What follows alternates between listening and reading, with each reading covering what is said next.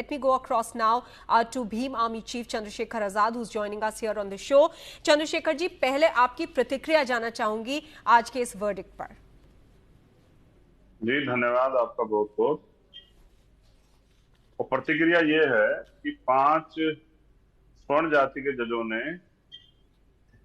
ये तय किया कि जो स्वर्ण जाति को 10% आरक्षण मिलता आ रहा है वो मिलना चाहिए नहीं मिलना चाहिए। 3 ने कहा मिलना चाहिए, 1 ने कहा कि मिलना तो चाहिए, लेकिन क्योंकि गरीबों को आर्थिक आधार पे तो एक SC ST OBC को मिलना चाहिए। 2 जजों का ये मानना था और अंत में फैसला आया कि 3-2 की बहुमत से जो याचिका थी उसको खारिज किया था, EWS रहेगी। तो मैं समझता हूं कि जिस न्यायिक व्यवस्था में SC ST OBC के लोग नहीं है उनको वहां से न्याय मिलने की उम्मीद 0 है, और आज ऐसा ही माननीय सुप्रीम कोर्ट में हुआ। लेकिन चंद्रशेखर आजाद जी, एक बात बताइए कि इसमें आपका ऑब्जेक्शन एग्जैक्टली है क्या? क्योंकि अगर वर्डिक्ट देखा जाए तो जो ये 10% कोटा की बात कर रहे हैं EWS कैटेगरी के लिए, वो जो 50% कोटा है उसको इफेक्ट नहीं करेगा। बिल्कुल सहमत हूं, लेकिन क्या कॉन्स्टिट्यूशन में, क्योंकि न्याय व्यवस्था की जिम्मेदारी है कॉन्स्टिट्यूशन का एक्सप्लेनेशन करना, तो क्या संविधान में आरक्षण की व्यवस्था आर्थिक आधार पे है?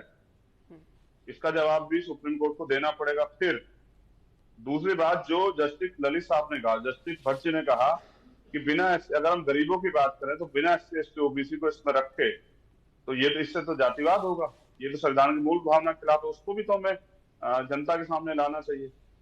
फिर बड़ी बात यह है कि आरक्षण है क्यों? आरक्षण इसलिए है कि जिन समाजों का प्रतिनिधित्व नहीं है उनको मुख्य धारा में लाने के लिए और डाइवर्सिटी रखने के लिए आरक्षण की व्यवस्था है। तो आप मुझे बस ये बताएं, क्या स्वर्ण जाति के लोगों का क्या प्रतिनिधित्व भारत की किसी व्यवस्था में किसी भी संस्था में कम है? तो जब हम आधार रिपोर्ट देखेंगे तो पता लगेगा कि कम नहीं है, ज्यादा। हम जिस 10% की बात कर रहे हैं, तो अगर हम जातीय जनगणना कराएं तो पता लगेगा कि आबादी पारी मूल से 15% है स्वर्ण जाति के लोगों की। तो चंद्रशेखर आजाद जी, इसका क्या हल है? क्या आप चाहते हैं कि जो 10% से सोशली बैकवर्ड को एक्सक्लूड किया गया है, अगर उनको भी इंक्लूड कर लिया जाए तो आप सहमत होंगे इस 10% कोटा से? मैं बस एक तरफ आपका ध्यान आकर्षित करना चाहता हूँ जी। एक जज है JB पार्डीवाला, जो गुजरात हाईकोर्ट से आए हैं सुप्रीम कोर्ट। मैं 2015 का उनका एक ऑर्डर था जिसमें उन्होंने लिखा आरक्षण और करप्शन ने भारत को बर्बाद कर दिया है।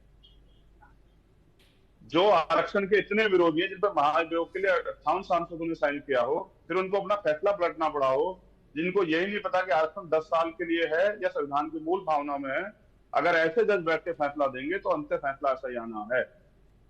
EWS पूर्ण रूप से गलत है। EWS का जो आधार है वो संविधान में है ही नहीं।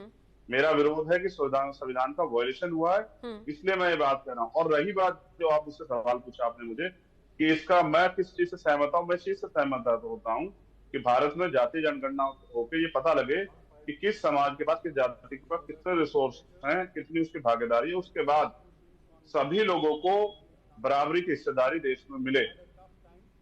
ये कहने से एक जज उनमें से उनका बयान यह है 75 साल से आरक्षण कब तक चलेगा? तो जब तक इस देश में जातिवाद रहेगा, जब तक इस देश में कॉलेजियम सिस्टम बना के SC ST OBC माइनॉरिटी के लोग घुसने से रोका जाएगा, जब तक all India judicial service commission नहीं बनेगा, जब तक जातिवाद नहीं खत्म होगा, भेदभाव नहीं खत्म होगा, जब लोग भूख के कारण भूखे पेट सोएंगे, जब बिना छत के सोएंगे, तब तक, जब तक भारत में मूल सुविधा व्यक्ति को नहीं मिलती, तब तक आरक्षण रहना चाहिए। और आरक्षण मिलना ही है तो सबको मिले आबादी के आधार पे, क्योंकि जब देश बटा है, जब देश आजाद